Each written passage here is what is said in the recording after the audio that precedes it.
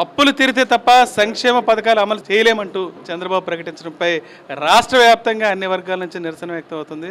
ప్రధానంగా ఏం ఆలోచించి సూపర్ సిక్స్ పథకాలు అయితే ప్రకటించారో అవి ఇప్పటి వరకు ఇచ్చిన హామీల్లో ఒక్క వాగ్దానం కూడా చంద్రబాబు నెరవేర్చుకోలేకపోయారు. ఈ నేపథ్యంలో మాజీ ఎమ్మెల్యే కొత్తపేట చిర్ల జగ్గిరెడ్డి దాని మీద ఏమంటున్నారు చూద్దాం. సార్ చెప్పండి, ఎన్నో హామీలు ఇచ్చారు, గతంలో కూడా ఒకటి కూడా నెరవేర్చలేదు. ఈసారి సూపర్ సిక్స్ అని ముందుకు వచ్చారు, హామీలు అమలు చేయలేమంటే చేతులు ఎత్తేస్తున్నారు. ఎలా చూడొచ్చు అసలు? వాస్తవంగా మనందరికీ తెలుసు, చంద్రబాబు నాయుడు గారిని ఆయనే చెప్పుకుంటూ నేను విజనరీ అంటే 2047లో కూడా ఏం జరుగుతుందో నేను ముందే చెప్పగలనని చెప్పుకునేటువంటి చంద్రబాబు నాయుడు గారు మరి రాష్ట్రం అప్పుల్లో ఉంది, అంచేత నేను ఎటువంటి మరి సూపర్ సిక్స్ హామీలు అమలు చేయలేని చెప్పి నిర్ద్వందంగా ఇవాళ మరి చెప్తూ ఉన్నారు. అంటే ఇది ఈ రాష్ట్ర ప్రజానీకాన్ని మోసం చేయడం కాదా అని మేము అడుగుతున్నాం. ముఖ్యంగా మరి ఏదైతే 14 లక్షల అప్పులు ఉన్నాయని మీరే చెప్పారు ఈ రాష్ట్రానికి, అది కూడా ఒక అబద్ధమే. 14 లక్షలు కాదు 7 లక్షల అప్పులే అన్నారు. మరి 7 లక్షల అప్పులే ఉన్నప్పుడు మరి జగన్మోహన్ రెడ్డి గారు కరోనా లాంటి సమయాల్లో ఆయన 99% అమలు చేసి ఇచ్చిన అన్ని వాగ్దానాలు నిలబెట్టుకున్నప్పుడు మరి మీరు విజనరీ అనుభవం సంపద సృష్టిస్తారు ఇన్ని విషయాల్లో తెలిసిన మీరు ఇవాళ కేవలం ఈ సూపర్ సిక్స్ హామీలు అమలు చేయలేను, ఈ అప్పులు తీరితేనే కానీ నేను అమలు చేయలేనని మాట చెప్పడం మరి ప్రజల్ని మోసం చేయడం కాదా అని అడుగుతున్నాం.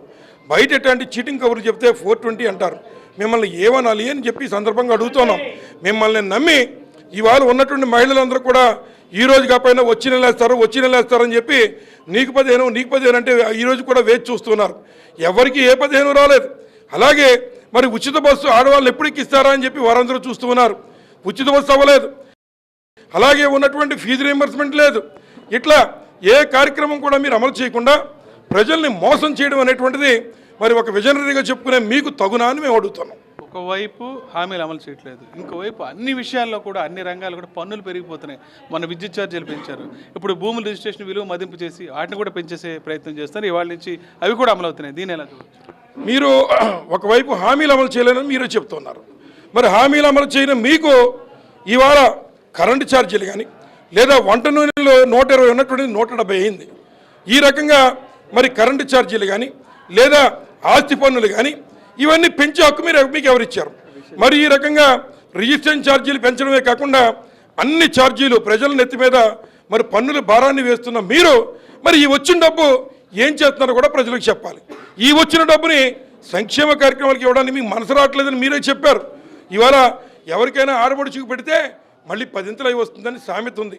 కానీ రాష్ట్ర ప్రజలకి పెట్టడానికి చంద్రబాబు నాయుడు గారికి మనసు రావట్లేదు. కానీ ఏదైతే అమరావతి పేరు చెప్పి రియల్ ఎస్టేట్ వ్యాపారం ద్వారా మిగిలిన నేషనల్ హైవే డిపార్ట్మెంట్ మీద 22 కోట్ల రూపాయలతో మరి 1 కిలోమీటర్ రోడ్డు వేయగలుగుతున్నటువంటి పరిస్థితుల్లో మీరు 58 కోట్లు పెట్టి దోచేయడం కాదా అని అడుగుతున్నాం.